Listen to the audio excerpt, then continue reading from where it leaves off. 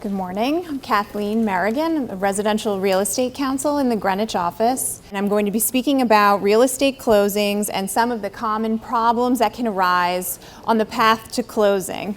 I'm just going to dive right in with my number one. Well, there are a lot of moving parts that go into a real estate closing, and as you get closer to the closing, things are more likely to kind of blow up and problems are more likely to arise unless you've been properly planning as time goes on and getting ready for that closing. So my number one piece of advice for today, I'm just going to get right to it, is as soon as your client mentions that they may be selling their home, the best thing you can do is to order a title search and a municipal search. And that's going to tell you a couple of things. The title search will reveal any easements that there might be on the property. It will tell you if there are any restrictions on the use of the property. It will also have if there are any unreleased old mortgages. So if you had a mortgage from a prior owner that their lender never recorded a release for, even though it was paid off, that could be a problem, and you're going to want to take care of that. These are the types of things that a title search will reveal, and the sooner you have that, the better. Even before there's a buyer in the picture, if your attorney has it, they can start working on resolving those issues, and it just makes for a much smoother process as you head towards the closing. A municipal search is a little bit different. It's a search of the records of various municipal departments, such as the building department, the health department, zoning department, and it will tell you if there are health department issues, zoning issues, and most importantly, open permits on the building department records. Basically, if you've ever done any renovations or repairs on your home and your contractors took out a permit, it's their responsibility and your responsibility as the homeowner to make sure that at the end of that work that they did, once it's complete, they need to have the municipality, the inspector for the municipality come out and do a final inspection, and then the permit will be closed out. If that's not done, and you have an open permit that remains on your house, and it will come up in any search, if you search for your house in the building department records, then you'll need to resolve that further down the road. So let's say you renovated your kitchen 20 years ago. You really don't want an inspector coming through your house and inspecting that 20 years later, because they'll be looking to see that it's up to the current codes and not necessarily the codes that were in place 20 years ago.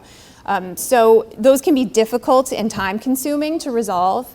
In Connecticut, many of the municipalities will issue something called a 6-year letter, and that really says that the repair, if a repair or renovation was done over 6 years ago and there haven't been any problems since then you don't have to remove the repair.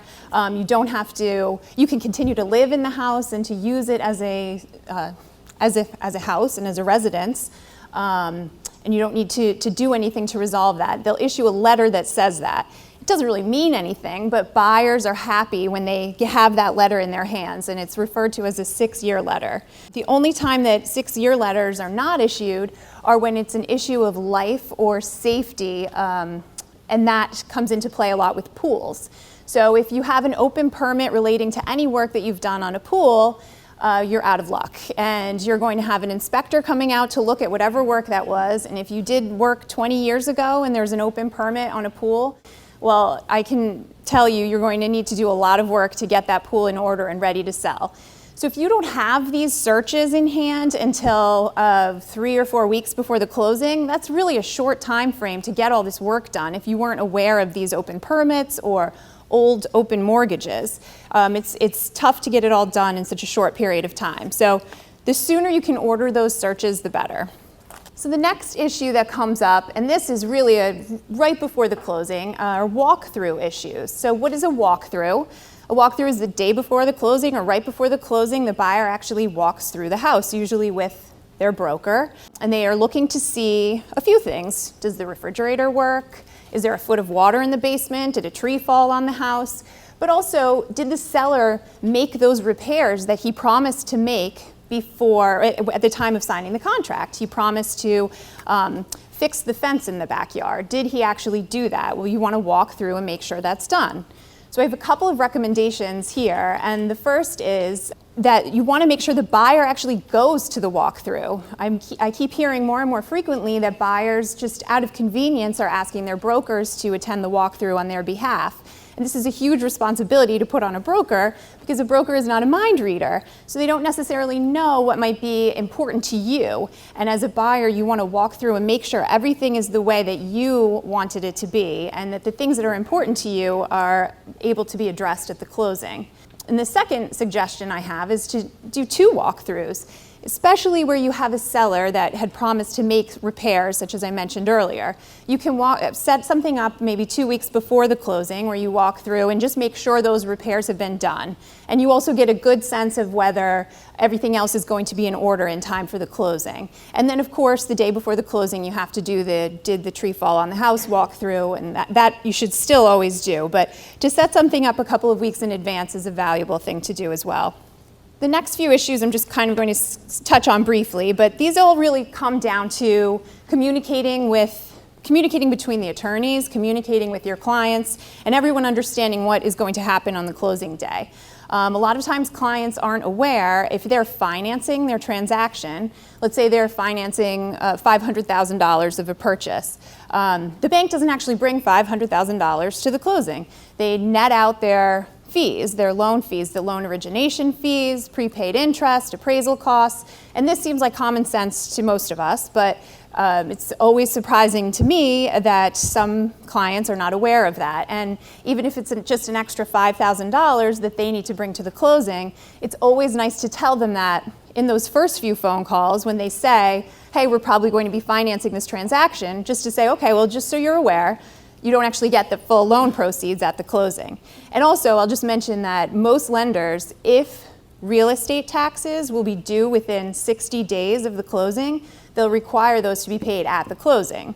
So if you have a closing on December 15th and your real estate tax payment is due on January 1st, then that could be a hefty amount of money that your client has to bring to the closing that they might not have expected. So again, it's just communicating this with your clients right up front, even if you don't know the numbers necessarily, or the exact numbers early in the process, just to let them know, to give them a heads up. I would rather have the conversation and have the client say, oh, come on, of course I knew that, everybody knows that, than tell them the day before the closing that they need to bring $40,000 more than they expected. Co-ops are a bit different. There aren't too many of them in Connecticut, but I'm sure many of your clients own property in New York and are familiar with the co-op. The difference with a co-op is that it's not actually real property. All you own, or what you own, is a proprietary lease and shares of stock in a co-op corporation.